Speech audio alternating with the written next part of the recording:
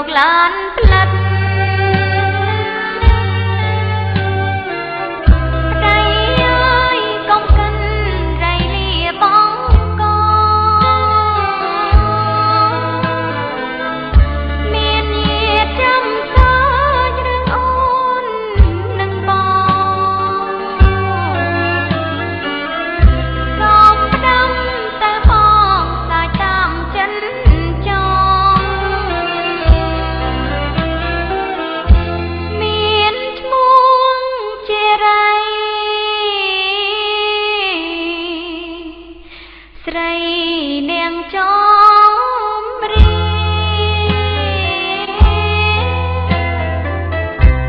វាសនាមិនទៀងជួនត្រូវជួនខំលាទុំផ្សាណោក្រោមរៀមដៃប្រងអូនសូមលាឈ្មោះរស់ជាហងហើ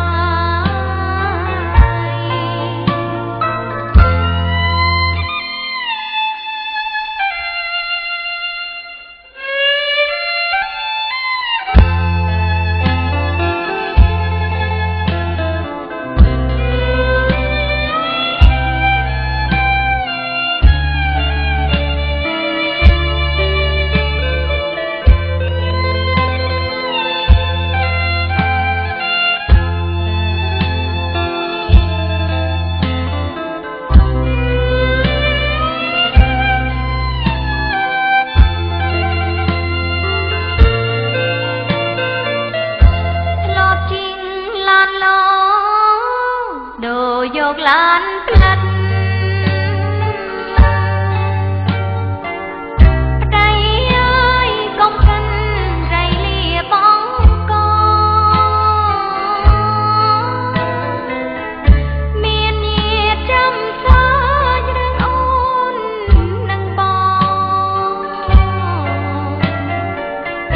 សូមផ្ដាំតែបងសាយតាមចិនចង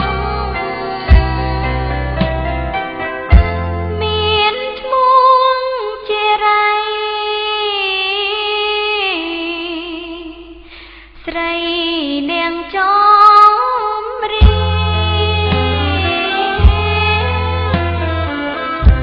វាសនាមិនទៀងជួនត្រូវជួនខំលាទុំផ្សាណោក្រោមរៀមដៃប្រងអូនសូមលាឈ្មោះរស់ជាហង